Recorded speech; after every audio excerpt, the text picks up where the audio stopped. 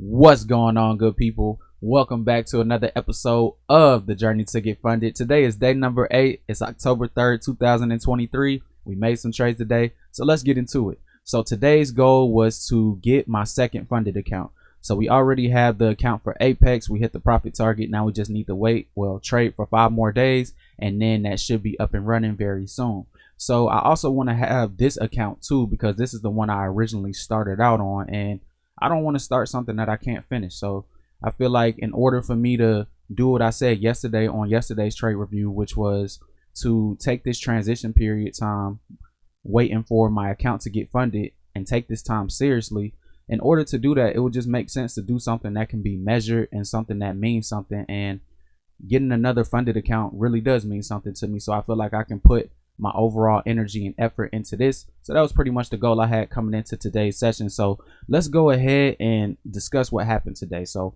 my first trade came in the pre-market, and it's kind of hard to see. So let's go to the chart and let's actually break it down.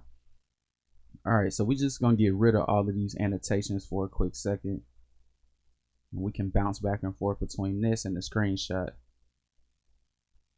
Okay, so let's look at trade number 1 today, and let's get rid of this also.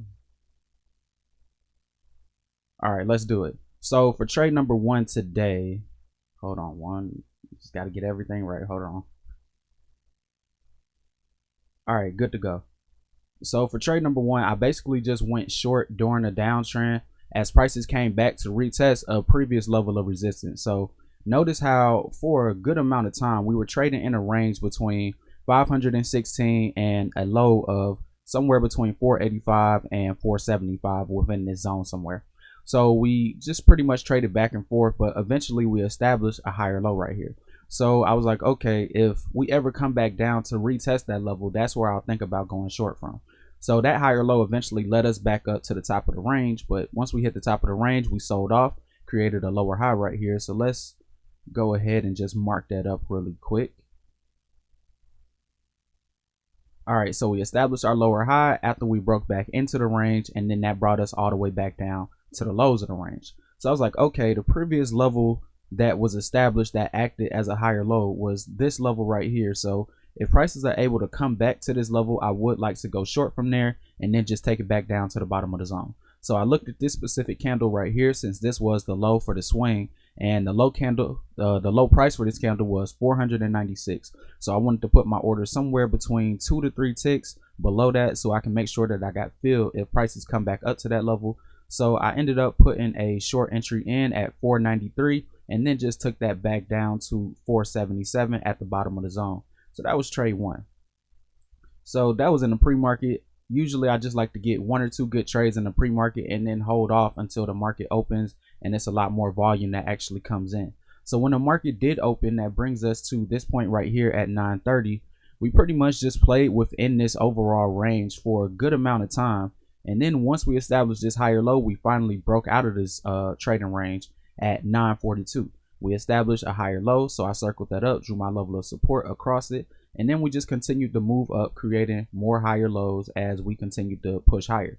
So right here, this is where I actually entered and took trade number 2. So if we go back to the notes, it says I went long right here expecting for yesterday's closing price to be hit, and luckily my break even got hit right here. But what I learned right here is that I need to avoid mature higher lows, and the reason I say that is because a higher low has a higher probability of working the earlier you are in the trend. Now, the further on you go along in the uptrend and the further along you get extended, the less likely these higher lows actually have a chance of working, because you have a lot of people that are going to sell and go, I'm not going to say go short right here, but a lot of people that are going to sell and take profits from whatever move that they got in from anywhere within this overall up move that started from the bottom of the range. So you always got to remember that profit taking will come in. And if profit taking is strong enough, then eventually you'll see the short sellers also come in and try and ride the wave down as prices continue to move lower. So that's why you really want to kind of avoid these, mature higher lows. And instead of going long at the higher low, you want to wait for prices to come back to a lower level of support. Then if you see a bounce, you can go long. So that's pretty much exactly the mindset that I had when it came to trade number 3. So at trade number 3, I went long right here as prices retested the support level of the higher low. So that right there is really the way that you want to go about trading this overall junction. So when you see a mature higher low, it doesn't mean that just because you don't take it that you start looking for the short moves. It just means that more than likely there will be demand that comes in at lower levels of support. So you might want to be a little bit more patient and then catch it from the lower levels instead of the higher levels. So today we was able to make it work a little bit, so can't be mad at that. But also the reason that I also want to say that buying at higher lows, mature higher lows, isn't recommended is because look at what happened today. If you was stubborn and would have held on to this trade right here, you would have had to take a big loss as prices eventually moved all the way back down to retest the bottom of the range that we were trading in before we actually broke out. So once we had this large selling move that came in at 10 o'clock, we did have news today. So let's go ahead and check that out real quick. I want to say it was the JOLTS job openings, but let's check and make sure. What's today, the 3rd, right? Okay, yep. So we have the job openings come out today, and that represents the number of job openings during the reported month, excluding the farming industry. So because we have non-farm payrolls coming out this Friday, this number kind of gives you an emphasis and like a preview of what you could expect on Friday in some way, shape, or form. So people look at that number as something that's very important, and that makes sense. And it makes sense why we had a strong reaction today when that number did come out. So once we saw prices shoot all the way down, that's where I came into trades number 4 and trades number 5. So right here, I shorted expecting for the range bottom to be tested. But the thing is, it's riskier when you're trying to catch the shorts on the way up as opposed to catching it on the way down, because anytime you try and catch the short trade as prices are on their way up, you just got to understand that you are inherently trading against momentum. And sometimes I do trade against momentum and it works. But in scenarios like this where the news announcement just came out, you never really know how far the momentum can run, because you might have certain levels on the chart that you're aiming for, but you don't know if the market is just going to stop at that level or overshoot it and hit the next level and then come back down. And that's pretty much what we ran into today, because once prices came all the way back down to the bottom of the range, I was like, okay, this higher low right here would be the next logical entry point for me if I'm looking for the short in order to take it back down to the bottom of the range, right? But like I was saying before, sometimes that overshoot might be crazy. And in this scenario today, we saw prices overshoot this higher low and move up not only by 1 level, but 2 levels up. So when you're trading against momentum, this is one of the things that you got to look out for, because if you trade in front of momentum, sometimes it can just run straight past your stop and you will have to take a loss on that. So that's what I did right here on 4 and 5. But what I realized is that, okay, the idea I have, it looks like it could be right, but the execution needs to be better. So I said, okay, if I've been shorting on the way up and it hasn't been working, but the downtrend is still strong, let me short from those same areas, but let me short it as prices are on their way back down. So that's pretty much what led me to trade number 6. So if we read the notes, it says this time I shorted as prices were on their way back down to the range bottom. And that's really the best way to do it when you're in high volatility sessions, because you never really know how much that momentum can run. So on the way back down, if you catch the short, it just increases the probabilities of prices continuing down to that level, especially if the downtrend was already strong. So that's what I did right here. I shorted at 505 and then just took it back down towards the bottom of the zone at 481. So then we see prices completely just shoot past the zone. They continue moving on to create a new low for the day down here at 33,405. Now from that point, we had a sharp reversal all the way back up to retest that previous range that we were trading in for so long that we broke out of. And if you guys remember what happened on yesterday's trading review, the exact same thing happened. So that's very interesting how, you know, the market doesn't always repeat itself exactly the same, but sometimes you'll see something that's so similar to what you've seen before that you can't help but draw parallels between what happened today and what happened before. And this is another one of those situations, and it's just really interesting how the market does that time and time again. So we come back up, we retest the top of the zone, and then from that point forward, we sold off hard all the way back down past the previous low that we made, and we created a new low for the day down here at 330. So from that point forward, we pushed up, created a higher low. So remember, anytime you see a higher low, no matter how strong you think the downtrend might be, you always got to respect the fact that for at that moment in time, at that specific time period, the buyers are stronger than the sellers, and you don't want to get in the way of that. Instead, you want to kind of wait for sellers to come back into the market. You want to see a lower high start to get formed, and then once you see a lower high, that pretty much gives you a green light to start looking for the shorts again. So let's go ahead and mark up this lower high that we have right here, because this price level was a little bit lower than the previous swing high that we established, so therefore we have a lower high.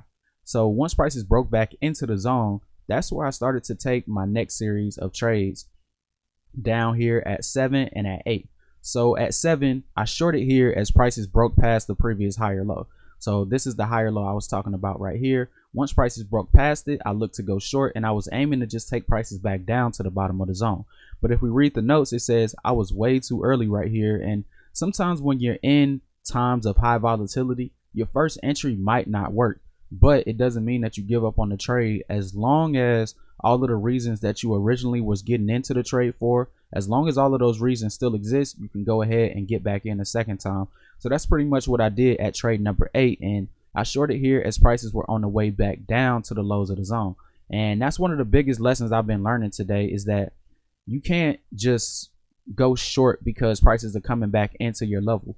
You want to make sure that prices are on the way back down in times of high volatility, because the market is moving so much and my stop is so tight that I really can't afford to get in too late or too early. My entry has to be just right. And I think the just right sweet spot for me is catching prices on the way back down if I'm looking to go short. So that's one of the biggest lessons I've been learning today, and I had to learn that again on trade 8.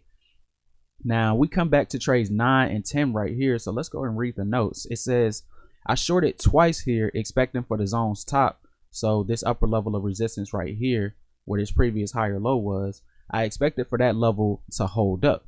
Now, the only thing is, that's a good idea, right? But just because you have a good idea in the market doesn't necessarily guarantee that you'll make profits. You have to have a good idea, but you still have to have good execution behind it. So what I need to do is I need to short from higher prices.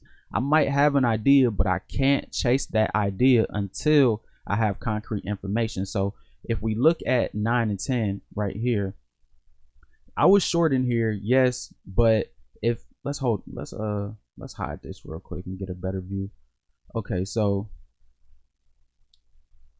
for me to short right here on this trade, I feel like that's a loss that I had to take, because I was looking to go short from this higher low right here, and that's my strategy. It makes sense. But once I got stopped out on that one and I saw prices come up and create another lower high right here in comparison to where we came from earlier, I should say, okay, if this is the top level, then this is probably the area I should be looking to go short from. That's what I should have done. But instead, I came back on trade number 10 and pretty much took the same exact trade as what I did on trade number 9. And of course, if you take the same trade in the same scenario in the same area, more than likely you'll probably get the same results. And that's exactly what happened here. Now, looking back in retrospect, what I should have done was I should have shorted from higher prices, because on this trade, I didn't know, this high hadn't been formed yet. But on this trade, once the high was already formed, I should have been keying in on that area, like, okay, I should short, but I should short from higher prices, and this would be the ideal area. So that's something for me to keep in mind going forward into the future. It's like, hey, you could have the right idea, but you still can't get too excited. You still got to remember that you still want to have a good execution and a good entry. That's very important. So let's go ahead and bring everything back up. All right, so after trades 9 and 10, I was like, all right, look, I'm kind of aware of the mistakes that I'm making, so let me go ahead and correct it. I have an idea that the market is going to continue to move down, but let me wait for another lower high to get made before I start looking for the short trade to kind of work out. So that's pretty much the mindset I had on trade 11. So I shorted right here from the same prices as 8 through 10, but this time I shorted after I saw another lower high get created, and that's very important. You want to wait for that confirmation to back up the idea that you had, and then that's when you want to get in and do what you do. So I was able to go short right there, and I took prices from 342 all the way back down to 305. Now I was looking to get out towards that 300 level, because that's a major whole number level, and more than likely you'll probably see some type of bounce, whether minor or major, when you get to those major 100 levels. So instead of just waiting for prices to come down to 300, I got out a little bit earlier in front of it at 305. So once we hit that level, we see prices push up, come back, retest the bottom of the zone, right? And then they formed this higher low. So I circled it up, drew my level of support across, and looked to use that as a reference point if prices ever broke back down below it. And we came out of that higher low, pushed back up to the top of the zone, found resistance, right? So once we found resistance at the top of the zone, we sold off, broke past the higher low, and you can't really tell by how this candle was formed because it looked like it just went straight down. But during the time when this candle was open, it actually came back to retest this previous higher low one last time. And I was trying to get in at 311, but I couldn't catch it because the market was just moving a little bit too fast. So I was like, okay, I couldn't catch that one, but I'm not going to chase it.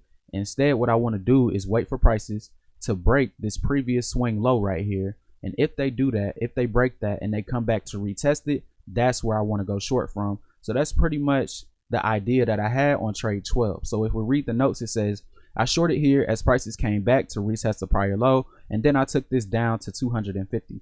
Now I think on a video last week I was telling you guys about potential levels that you could use to aim for in the market when you're in a trade and you're trying to look for places to get out, but you're making new lows for the day, so you really can't look to the left and see any previous price action. So in scenarios like these, I like to use the quarter level. So one of the major quarter levels in the market is the quarter level between the 1,000 numbers. So if you took 33,000 and 34,000, the quarter levels would be 33,000 even, 33,250, 33,500, and then 33,750, and lastly 34,000 once you get back up to the next 1,000 level. So anytime you come back to a level like 250 or 500 or the 1,000 level, anytime you come back to those levels, it's not guaranteed that you'll have a bounce. It's not guaranteed. So don't ever just get married to the level and say it has to come here, because sometimes it'll run straight past that level, sometimes it'll turn around before that level, but a lot of the times prices will come back to that level and you'll see some type of bounce, either major or minor. So I'm like, if the trend has been this strong so far and it's pretty much just cascading down with no really major pullbacks, then more than likely I want to aim for that 250 level. So that's why I took prices back down to around 265, and I got out a little bit early right here because I saw prices come back down to a low of like 260, 258. And I was like, if I'm aiming for 250 and it hit 258 and it's starting to move back up, let me just go ahead and get out, because I would hate for prices to come, you know, maybe 8 points away from my target and then come all the way back up to my entry, and I watch it happen the whole time. So I just locked in the profit right there. I left about 10 points on the table, but you know, in the moment I felt like I made the right decision, and this was a decent trade. You know, I took it from 94 to 65. That's 30 points. Well, 29 technically, but I'll call it 30. So that's not bad. That's good for me. And then as soon as we got back down to that 250 level, notice how we made a low exactly at 250. Not a coincidence. And then the market rallied all the way back up, created a higher low right here, and then eventually came back to retest this previous higher low before the downtrend continued. Now 12, that was my last trade of the day. I decided to call it because I had a pretty good day worth of profits. All in all, I made 45 points trading 4 contracts at $20 a point. So it came out to a total of 910 after commission. So I don't think I got on here yesterday and talked about this account, but I did make some trades yesterday and it was pretty bad, I ain't gonna lie. And I took some losses, but I was pretty much able to make all of that back except for $100. But that's not bad. I'll take that. That's a good day. And if we want to talk about yesterday, let's just do that really quick. Performance yesterday, go. All right, so I took 6 trades and all of them were losers.